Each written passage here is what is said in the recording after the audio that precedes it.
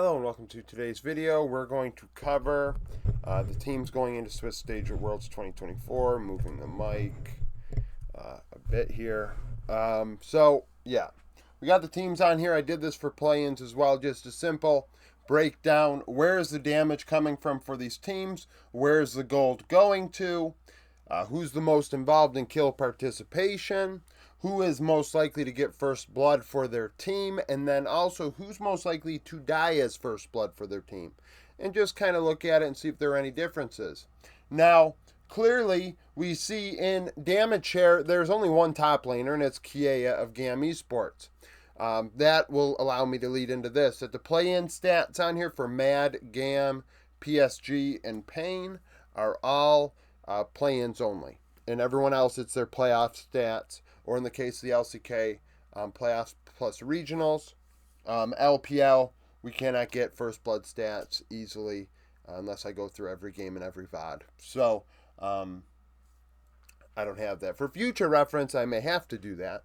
But either way. So, Kiea, 29% of GAM's damage in play-ins. He's the only top laner here that leads his team. And going into the event, we did see him with a high damage share. So this is not overly shocking, really, to have him be the guy.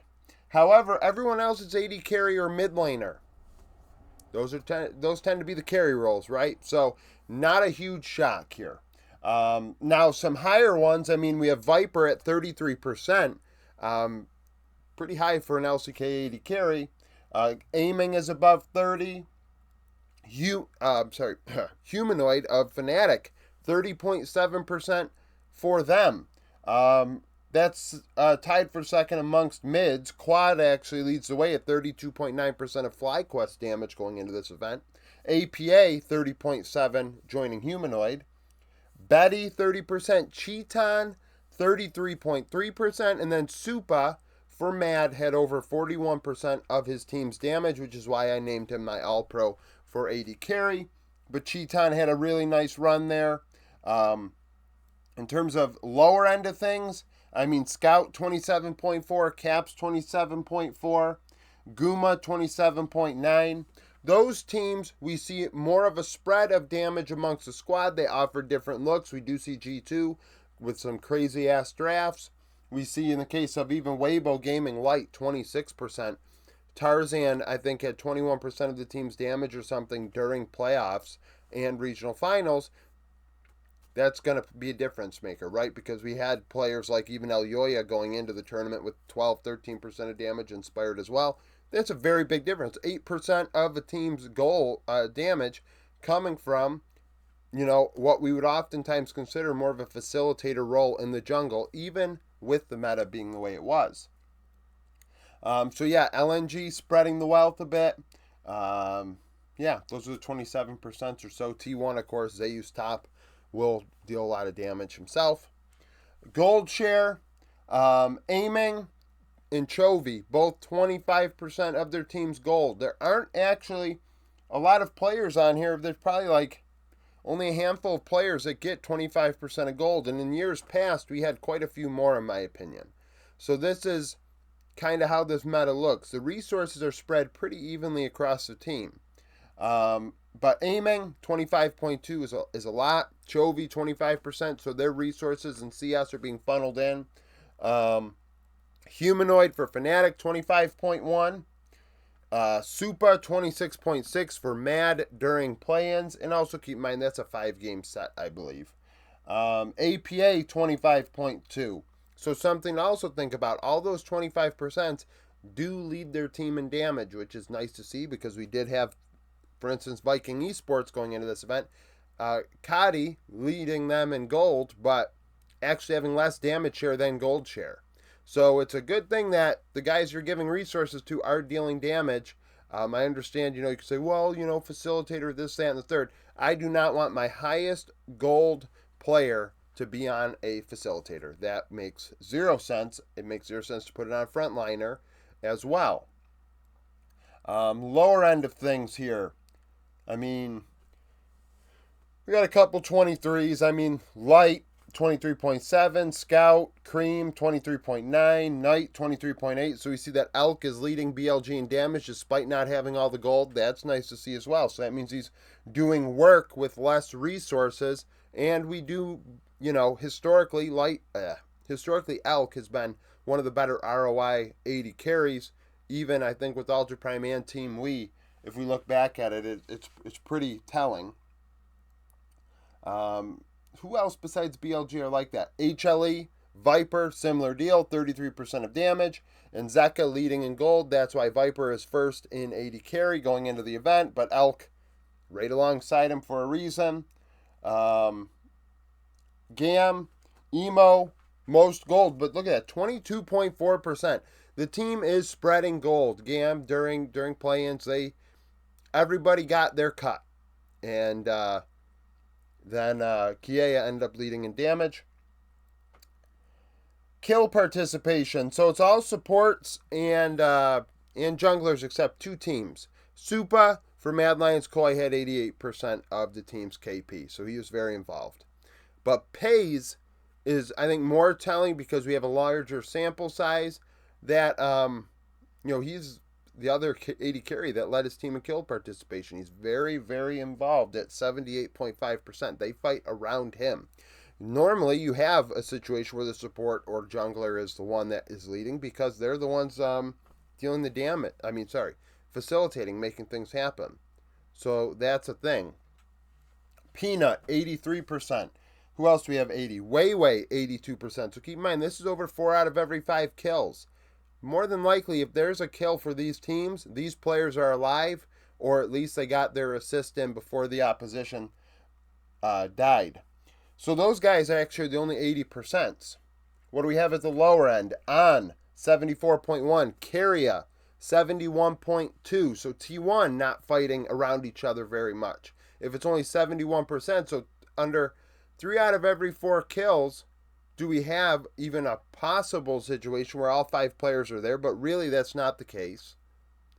Actually, you'd have to look at the lowest kill participation and then go from there. And even then, that is literally if this player was involved in a kill, that means everyone else was, which is obviously not true. But 71%. So Carria leading the way for T1 in terms of making things happen, but nobody really taking on that facilitator role over their 25-game set in LCK playoffs and regional finals. But like I said, on 74%. Tarzan 72.7 for Weibo. June for Fnatic 73.8. Levi has the lowest at 70.4%. So Gam fighting all around. Except I think Emo had 45% KP.